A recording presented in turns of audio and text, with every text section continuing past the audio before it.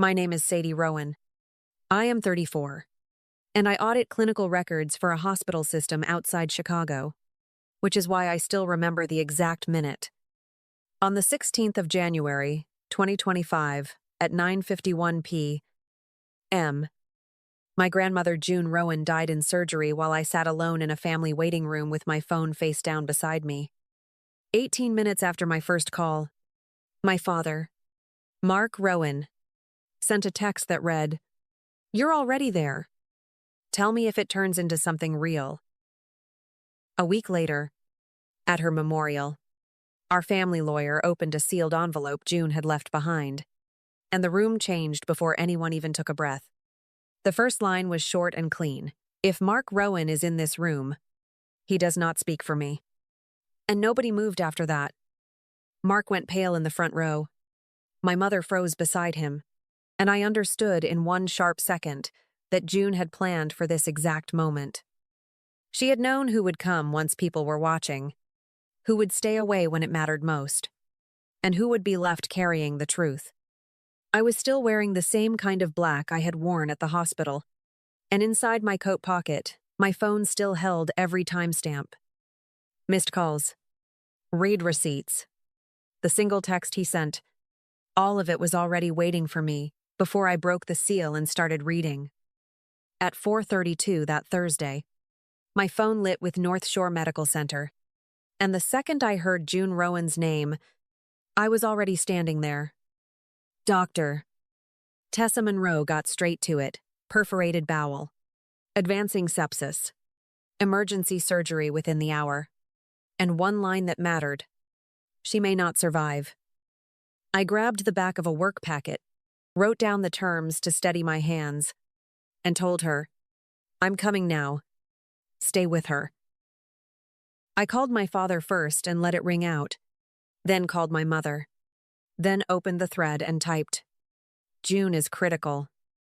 Come now." The message showed delivered, then read, and I stood in the parking garage elevator staring at those two tiny confirmations like they meant movement somewhere. Instead, the only reply came from Mark while I was driving north through traffic. "You're already there. Tell me if it turns into something real."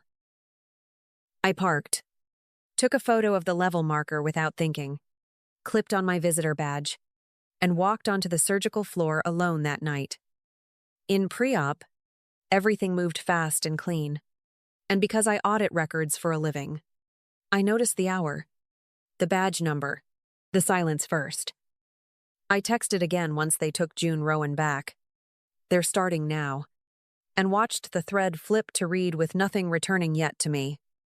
By the time the waiting room settled into that dim hospital quiet, I had sent every update a daughter could send and received nothing usable. No call asking where to park. No message asking what the surgeon said. No question about June Rowan. Only those read receipts stacking up quietly. By the time I pushed through the ICU doors, I knew the absence was not confusion or delay. It was a decision already made there. At 9:51 p.m. Doctor. Tessa Monroe came through the surgical doors with that careful, finished face. And before she reached me, I already knew June Rowan was gone. She told me June's heart could not carry her through the procedure, that she had been fully that there had been no pain at the end. I thanked her because training takes over when grief cannot. Then followed a nurse into the small room where my grandmother lay under a white sheet. Her hands were still warm when I touched them, and that nearly undid me more than the doctor's words or the silence outside ever could. I sat beside her for a few minutes, leaned close, and told her, "I'm here, and I know you know that."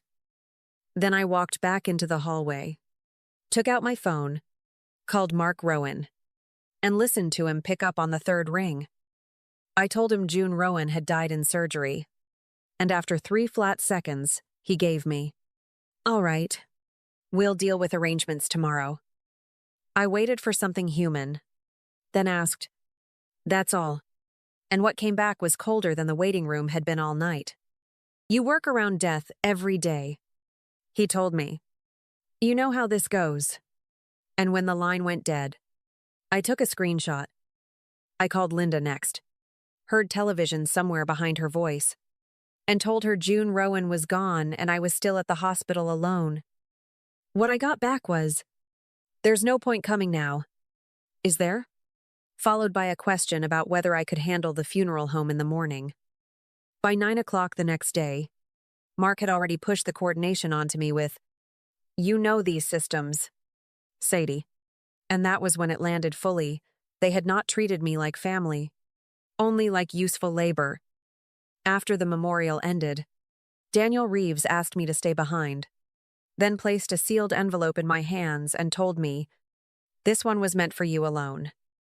I sat in my car with the heat running, broke the flap carefully, and found June Rowan's handwriting, a folded legal packet, and copies already tabbed. The first page began, "You do not need to explain me to anyone, Sadie, because I made a record before anyone could talk over me." Behind the letter was a signed power of attorney for healthcare, naming me as June Rowan's only medical contact if she lost capacity. There were hospital visitor logs from her recovery years earlier, and beside each date, my name appeared again and again, while Mark Rowan's appeared once. Tucked underneath were photocopied checks, account summaries, and June's own notes beside them, each one tracking money he borrowed and never returned. She wrote that Mark always wanted standing without duty, access without labor, and the right to sound like a devoted son after failing privately. She also wrote that if he challenged her judgment, I was to remember the paperwork in my lap, because a lie weakens fast against dates. I kept reading with the dome light on, one page after another, and every line felt less like comfort than instruction. June Rowan had not left me sentiment first. She had left me structure, names, signatures, recorded choices, and a clean trail that began long before her final surgery. Near the end, one sentence stopped me cold. I chose the person who stayed, and I did not choose wrong. I folded everything back into order, slid the papers into my bag, and for the first time since the hospital, I felt something steadier than grief. The next morning, I went to June Rowan's condo with Daniel's envelope still in my bag and let myself in using the key she had given me years earlier. Everything looked exactly like she had left it, except now the quiet felt arranged, as if she had stepped out knowing I would be the one returning. On the dining table sat a gray archive box labeled in her handwriting with my name, and when I lifted the lid, I understood the first envelope had only opened the door. Inside were bank statements marked in yellow, printed voicemail transcripts, repayment notes clipped to check copies, and a flash drive tucked into an index card sleeve. I spread everything across the table, then found a dated video statement from early January, with June Rowan seated upright and looking directly ahead. In it, she said, "Mark wants the authority of a son without the inconvenience of being one." And because the date was visible beside her face, the sentence landed like sworn testimony. The paperwork beneath it turned one cruel night into a long, ugly pattern that reached back years before her final surgery. Visitor logs from rehab showed I had come repeatedly while Mark Rowan appeared once. And June's margin notes beside that entry read, 12 minutes discussing my condo. The next folder tracked the money. Not rumors, but exact amounts. With checks, withdrawals, and short handwritten reminders showing he had taken nearly $5,000 and never repaid it. There were voicemails, too. All brief, all polished, all circling back to need, pressure, or the condo he kept wanting her to sell. One transcript began with concern, drifted into repair costs, then ended with, "You know I'd do the same for you," and the account record clipped behind it showed she had sent money 2 days later. Another note mentioned Linda Rowan by name, not as the person asking, but as the person urging June to keep the peace rather than confront what was happening. I did not cry that morning, because the evidence on the table did something tears could not do. It removed the last excuse. This was not neglect caused by distance, denial, bad timing, or one terrible choice made under stress at a hospital. It was a model, repeated and documented. And by noon, I had opened my laptop, quote, built a timeline, and started placing every date exactly where June Rowan had already left it for me. Mark Rowan filed the contest less than 2 weeks after Daniel Reeves submitted June Rowan's updated will, and the language told me exactly where he meant to go. He claimed undue influence, questioned her capacity, and built the whole thing around one ugly idea, that because I worked in medical records, I knew how to control vulnerable people. When Daniel slid the petition across his desk, he tapped the page once and told me, "He isn't grieving, Sadie. He's building a story." What Mark had not accounted for was that June Rowan had done more than leave emotion behind.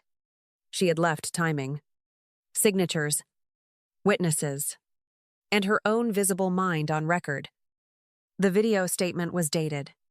The power of attorney for healthcare was signed properly, and her written instructions matched the conduct Daniel had already seen in her file. Then Patricia Boone called his office and quietly shifted the ground under everything Mark thought he could say. Patricia Boone had handled paperwork for June Rowan earlier that month, and she remembered the date because the file had been clean, orderly, and complete. She also remembered Mark Rowan arriving later with a different document and asking whether she could help make this one line up with the earlier timeline. What he wanted was not clarification, and Patricia knew it. So she refused, kept her notes, and walked him back out. Daniel listened, wrote everything down, and once Patricia finished, he looked at me with the kind of calm that only comes from facts getting stronger. "This was a contest yesterday," he said, "but if he keeps pushing, credibility becomes the whole case." By the time I left that office, Mark Rowan was no longer just the son who stayed away from June Rowan when she was dying. He was a man willing to bend paper after he could no longer bend her. By the morning of the hearing, Daniel Reeves had arranged June Rowan's paperwork into a sequence that did not need drama because it already matched. The updated will, the signed medical directive, the dated video statement, the visitor logs, the loan records, and Patricia Boone's notes all pointed in one direction. Mark Rowan arrived looking ready for a fight. But the room did not belong to whoever wanted it most. It belonged to whatever held up. "Doctor." Tessa Monroe confirmed the medical emergency, June Rowan's condition, and the documented instruction naming me as the person to contact if she lost capacity. Patricia Boone confirmed the later visit from Mark Rowan, the off-timeline document, and the request that had set off every alarm she had. Daniel never raised his voice once, because he did not need to. Every time he stood, another neutral record stepped forward and spoke first. The video statement carried the rest, not because it was emotional, but because June Rowan looked like herself and sounded like herself while explaining exactly why she changed things.